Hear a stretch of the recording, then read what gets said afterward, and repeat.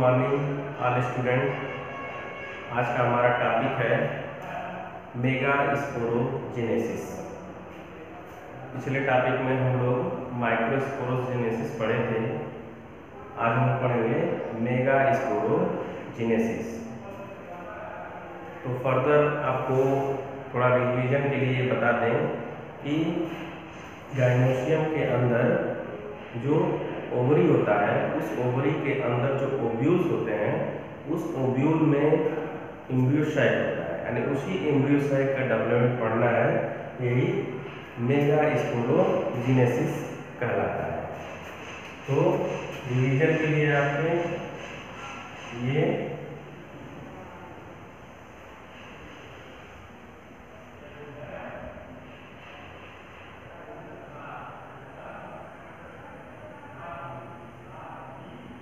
आपकी गाइनोसियम है, ये आपका स्टिग्मा है,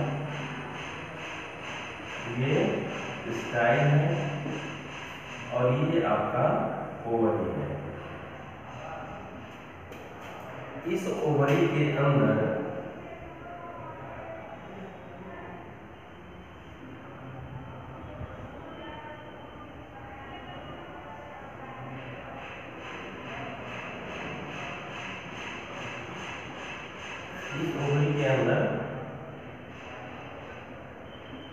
ये ओव्यूल है, ये हो गया आपका ओव्यूल। और उस ओव्यूल के अंदर ही आप भाग देखेंगे, यही आपका क्या है, एम्ब्रियोसाइट है।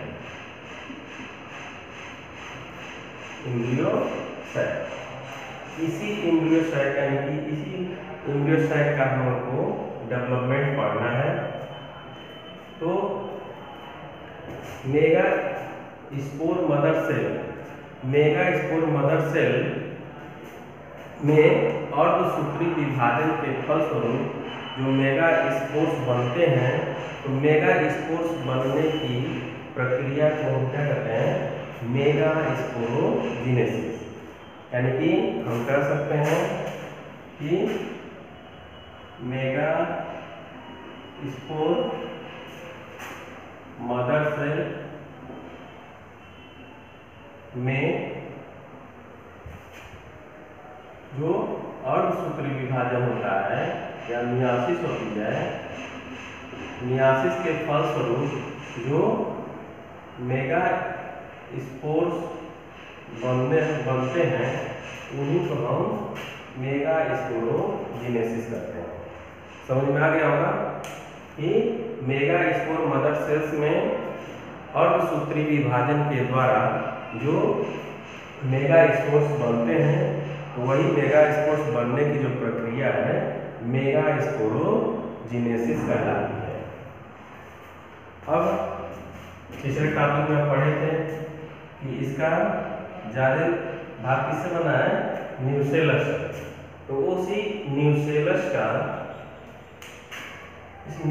का कोई एक कोशिका, यानी कि न्यूसेलस से कोई एक हाइपोडर्मल जो सेल होती है, वही क्या करती है, अन्य कोशिकाओं से बड़ी हो जाती है, अपने आकार में बड़ी हो जाती है और अन्य कोशिकाओं की अपेक्षा थोड़ा सा भिन्न हो जाती है। उसी को हम प्राइमरी आर्कीस्पोरियल सेल कहते हैं। ये आपका क्या हो गया, प्राइमरी आर्कीस्पोरियल सेल। यानी कि इसका मतलब क्या होगा कि जो ये क्या है आपका, यही तो आपका न्यूसेलस है। इस न्यूसेलस मान लीजिए, इस न्यूसेलस की कोई एक हाइपोडर्मल सेल अन्य कोशिकाओं से भिन्न होकर के, यानी कि अपने आकार में बड़ी हो जाती है और कुछ भिन्न हो जाती है, जो क्या बनाती है, प्राइमरी आर्कीस्पोरियल सेल। अब इस प्राइमरी आर्कीस्पोरियल सेल में क्या होता है, विभाजन होता है। तो प्राइमरी आर्कीस्पोरियल सेल में जब विभाजन होगा, यानी कि कौन सी विभाजन, पेरिक्लाइनल डिवीजन, तो जब पेरिक्लाइनल डिवीजन होता है तो वो दो कोशिकाओं में बढ़ जाता है, यानी कि ऊपर की तरफ जो होगा उसको हम प्राइमरी पेराइटल सेल कहेंगे और जो नीचे नीचे की होगी उसको प्राइमरी स्पोरोजीनस सेल कहेंगे।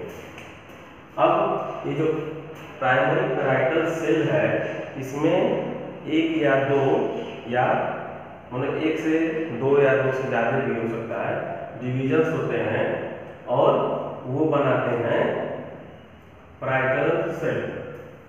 और यानी कि यहाँ पर देखिएगा कि जो प्राइमरी आर्किस्पोरियल सेल है तो उस प्राइमरी आर्किस्पोरियल सेल में क्या हुआ कि पेरिक्लाइनल डिवीजन हुआ, तो पेरिक्लाइनल डिवीजन से वो दो भागों में बट गई, कौन सा प्राइमरी पेराइटल सेल और प्राइमरी स्पोरोजीनस सेल। अब ये प्राइमरी पेराइटल सेल्स है इनमें एक या दो विभाजन होता है और उसके बाद बिना विभाजन के ही वो वहीं पे रुक जाती है।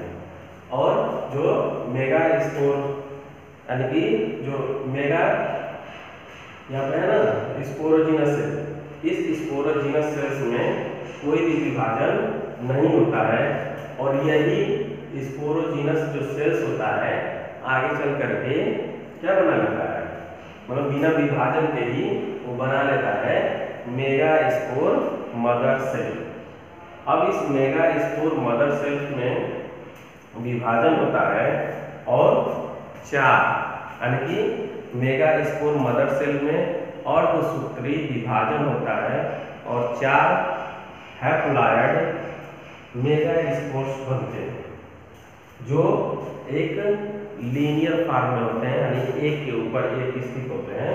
तो ये क्या है लीनियर फॉर्म, यानी कि लीनियर टेट्राड में एक के ऊपर एक स्थित है। कभी कभी टी शेप में भी होता है या उल्टे टी में भी इसका आकार होता है, लेकिन मैक्सिमम में ये लीनियर शेप ही होता है। फिर ये जो लीनियर सेल्स जो बनी, यानी कि आप ऐसे बनाए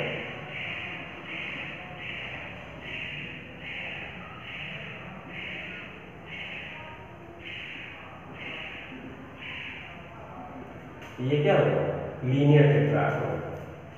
तो जनरली ये होता है कि ऊपर की जो तीन कोशिकाएं होती हैं वो डिसइंटीग्रेट हो जाती हैं, यानी कि डीजेनरेट हो जाती हैं और धीरे धीरे नष्ट होकर के इस इम्ब्यूड साइट के अंदर पोषण का कार्य करने लगती है।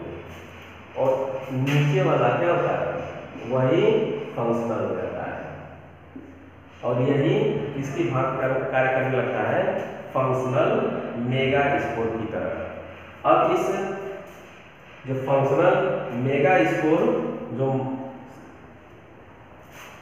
क्या देखिए ऊपर का तीन क्या हो गया डीजेनरेट हो गया और नीचे का क्या हो गया एक्टिव लग गया, यानी यही क्या है आपका फंक्शनल मेगा स्पोर है। यहाँ पर दिखाया गया है फंक्शनल मेगा स्पोर और ऊपर के जो तीन है वो क्या है डीजेनरेट होते जा रहे हैं।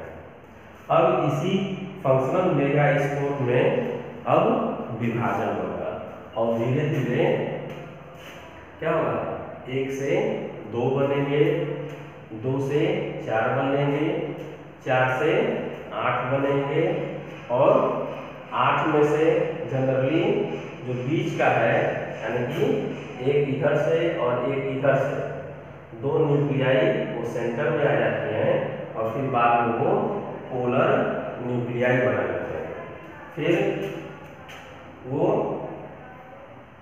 धीरे धीरे अब इनमें क्या होता है कि कोशिका भित्ति का निर्माण होने लगता है और ये अलग अलग सेल्स बना लेती है, जिसमें कि जो बीच का है पोलर न्यूक्लियाई इसको हम सेकेंडरी न्यूक्लियस कहते हैं, ये 2n होता है और बाकी n होते हैं और ऊपर की तरफ दो जो होंगे वो सिनर्जिक सेल बनाते हैं और एक जो है एक सेल बनाता है और नीचे तीन जो है वो एंटीपोडल सेल बनाते हैं।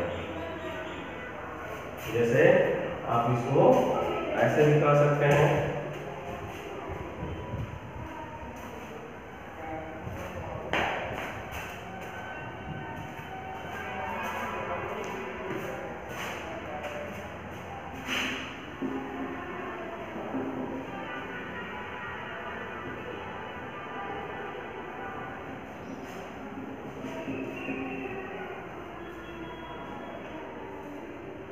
अब इसको ऐसे कर सकते हैं कि यहाँ पे आपको न्यूसेलस है, न्यूसेलस की कोई एक कोशिका वो अन्य कोशिकाओं से भिन्न हो जाती है और आकार में बड़ी हो जाती है, जो क्या बनाती है, प्राइमरी आर्की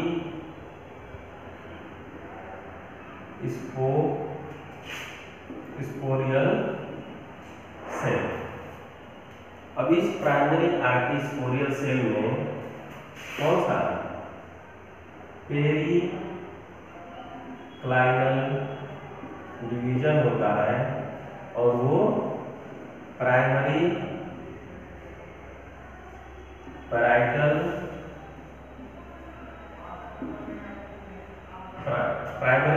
सेल और प्राइमरी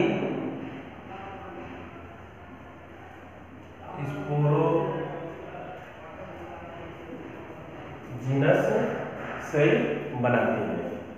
अब इस प्राइमरी पैराइटल सेल्स में क्या होता है, एक या दो डिवीजन होता है और उसके बाद डिवीजन के बिना ही वो सेल्स वहीं रुक जाती हैं। और इस प्राइमरी स्पोरोजिनस सेल्स जो है, इसमें बिना विभाजन के ही ये किसकी तरह काम करने लगती है, मेगा स्पोर मदर सेल। ये प्राइमरी स्पोरोजिनस सेल्स जो है वो क्या होती है, बिना विभाजन हुए ही किसकी भांति कार्य करने लगती है, मेगा स्पोर मदर सेल। अब ये मेगा स्पोर मदर सेल्स में अर्धसूत्री विभाजन होता है और चार हैप्लॉयड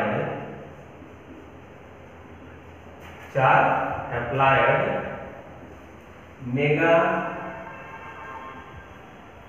स्पोर्स बनते हैं, जो कि किस फॉर्म में होते हैं, लीनियर फॉर्म में होते हैं, इसीलिए इसको लीनियर टेट्राड कहते हैं। अब यही लीनियर टेट्राड क्या होंगे कि एक के ऊपर एक स्थित होंगे।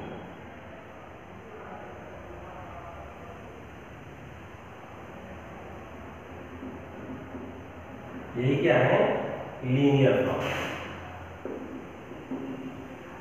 Linear tetrad. अब जनरली ये होता है कि जो इस मेगा स्पोर मदर सेल से जो अर्धसूत्री विभाजन के द्वारा जो चार हैप्लॉयड मेगा स्पोर्स बने होते हैं, वो एक के ऊपर एक होते हैं, यानी कि लीनियर फॉर्म होते हैं। कभी कभी ये टी शेप में भी होते हैं, टी शेप में या उल्टे टिप में भी होते हैं। अब जनरली ये होता है कि ऊपर के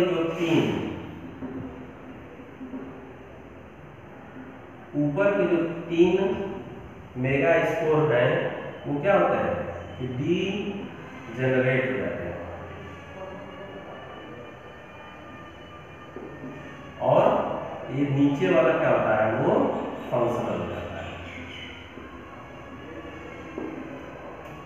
अब यही क्या है, ये धीरे धीरे क्या होंगे, डिसइंटीग्रेट होते चले जाएंगे और ये जो होगा यही आपका फंक्शनल होगा। हम इसको यहां बनाए, यही क्या है, फंक्शनल। अब इसमें क्या होगा, विभाजन होंगे, तो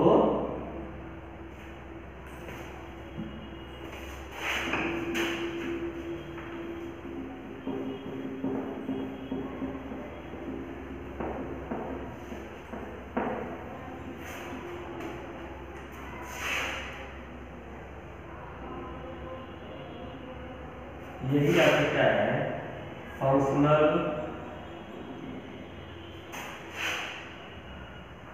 मेगास्पोर। Functional megaspore. अब इसमें क्या होगी, मियासिस होगी। और कितने बनेंगे, 2 न्यूक्लियाई। फिर इसमें मियासिस होगी और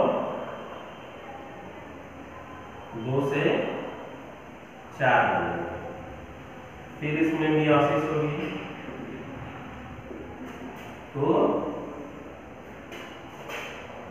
4 से 8 बनेंगे। अब क्या होगा कि जनरली जो सेंटर की यानी अंदर की तरफ की जो न्यूक्लियाई होती हैं वो क्या होती है, बीच में आ जाती है। यानी कि एक इधर से और एक इधर से, यानी कि यहाँ बीच में आ जाती हैं और 3 ये हो जाएंगी इस तरह से।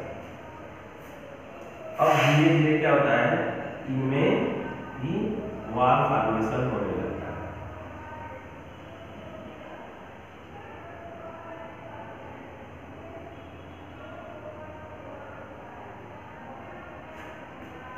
फिर आगे चल करके ये स्पष्ट हो जाता है, जो वाल होती हैं वो स्पष्ट हो जाती हैं और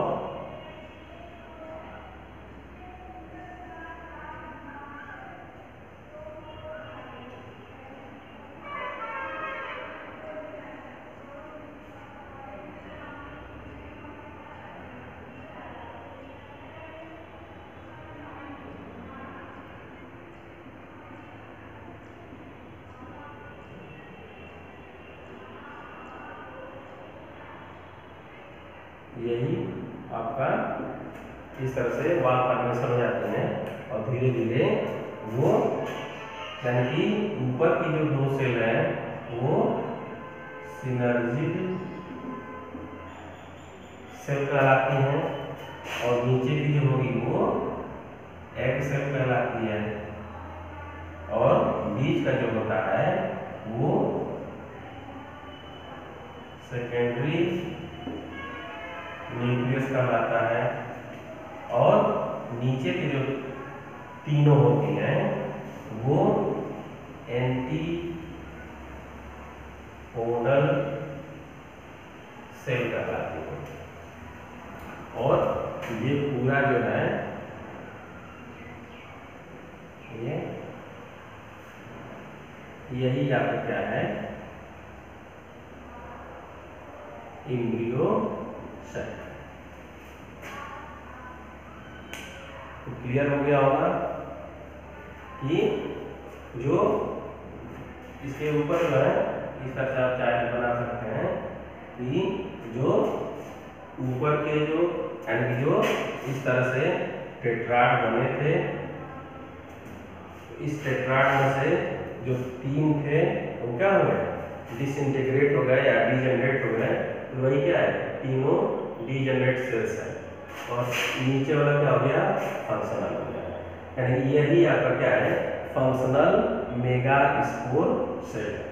इसी फंक्शनल मेगास्पोर से ही इस एम्ब्रियोसाइट का निर्माण होता है। यानी कि फंक्शनल मेगास्पोर से मियासिस होगा और उसके न्यूक्लियाई 2 भागों में विभक्त हो जाएंगे, यानी 2 न्यूक्लियाई हो जाएंगी। फिर मियासिस होगा तो 2 से 4 हो जाएंगे। फिर मियासिस होगा तो 4 से 8 हो जाएंगे। और फिर क्या होगा कि इन चारों में से यानी 4 इधर और 4 इधर है, इसमें से कोई एक यानी कि दोनों में से एक एक जो न्यूक्लियाई हैं वो कहाँ जाते हैं, सेंटर में आ जाते हैं। यानी कि जो अंदर की तरफ जो न्यूक्लियाई होंगे वो सेंटर में आ जाएंगे और क्या बना लेंगे, पोलर न्यूक्लियाई। और धीरे धीरे क्या होगा, धीरे धीरे इनके अंदर वाल फॉर्मेशन होता चला जाएगा और धीरे धीरे स्पष्ट वाल बन जाएंगी और ये पूरा एम्ब्रियोसाइट बन जाता है। यही क्या है कि यही क्या है कि इसी का डेवलपमेंट जो है क्या कहलाता है, मेगा स्पोरोजिनेसिस। तो यहाँ पे वही चीज है, यही चीज क्या है यहाँ से, यानी कि यहाँ से इस फिगर से आपको स्पष्ट हो गया होगा कि न्यूसेलस की कोई एक सेल अन्य सेल से क्या होती है, आकार में बड़ी हो जाती है और उनसे भिन्न हो जाती है और क्या बना लेती है, प्राइमरी आर्कीस्पोरियल सेल। अब उस प्राइमरी आर्कीस्पोरियल सेल में पेरिक्लाइनल डिवीजन होता है और वो दो कोशिकाओं में विभक्त हो जाती है। तो जो बाहर की तरफ है वो प्राइमरी पेराइटल सेल कहलाती है और जो अंदर की तरफ है वो प्राइमरी स्पोरोजिनस सेल कहलाती है। अब इस प्राइमरी पेराइटल सेल में फिर विभाजन होता है, एक या दो बार विभाजन होता है और फिर विभाजन होने के बाद वो बिना विभाजित हुए ही वही रुक जाती है। और जो स्पोरोजिनस सेल्स है इसमें कोई भी विभाजन नहीं होता है और यही स्पोरोजिनस जो सेल है वो किसकी भांति कार्य करने लगती है, मेगा स्पोर मदर सेल। अब उस मेगा स्पोर मदर सेल में विभाजन होता है और वो 4 कोशिकाओं में विभक्त हो जाती है, जो कि क्या होती है, लीनियर फॉर्म में होती है, यानी एक के ऊपर एक स्थित होते हैं। कभी कभी टी शेप में होता है या उल्टा टी शेप में होता है।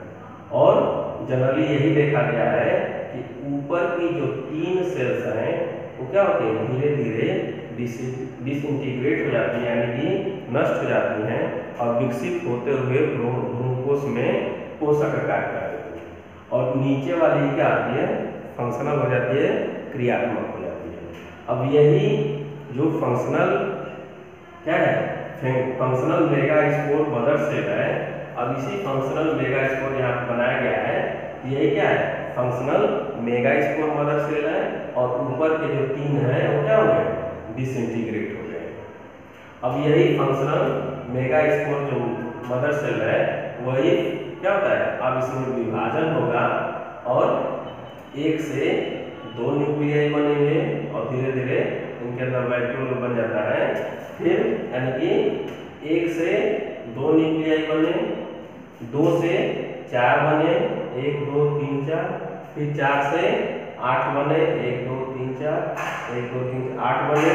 अब इस 8 में से जो सेंटर की तरफ दोनों साइड से जो सेंटर की तरफ जो न्यूक्लियाई होते हैं वो बीच में आ जाते हैं और क्या बना लेते हैं, पोलर न्यूक्लियाई, और 3 ऊपर हो जाती हैं, 3 नीचे।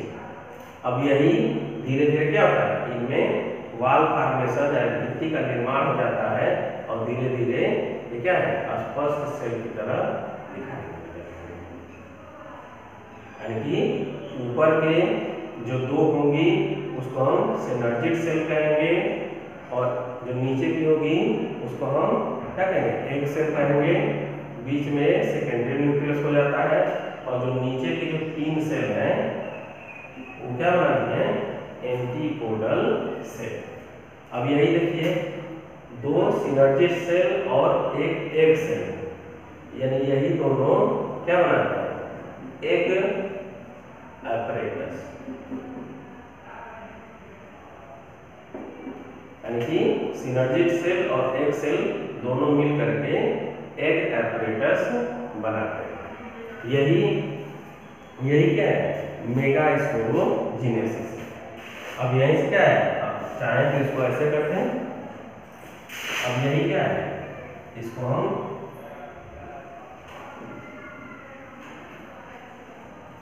अब इसको यहाँ से ऐसे करते हैं।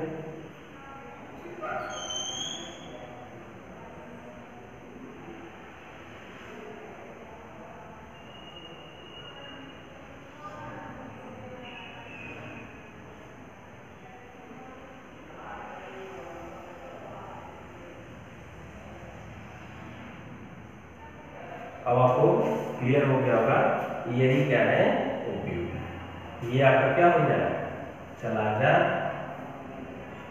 और ये क्या हो गया माइक्रो पाइप, ये क्या हो गया फ्यूनिकिल, ये क्या हो गया हाइलम, और ये आपका क्या हो गया, ये हो गया आपका एम्ब्रियो सेल, और ये दोनों जो सेल हो क्या है सिनर्जिड सेल, और ये क्या हो गया एग सेल, और यही दोनों मिलकर के क्या बनाती हैं एग एपरेटस, और ये आपका क्या है ये सेकेंडरी न्यूक्लियस, और ये जो तीनों हैं क्या है एंटीपोडल सेल, यानी यही क्या है एक पूर्ण विकसित ओव्यूल है जो किसके अंदर ओवरी के अंदर स्थित होता है। तो आपको दोनों समझ में आ गया होगा कि माइक्रोस्पोरोजिनेसिस और मेगा स्पोरोजिनेसिस।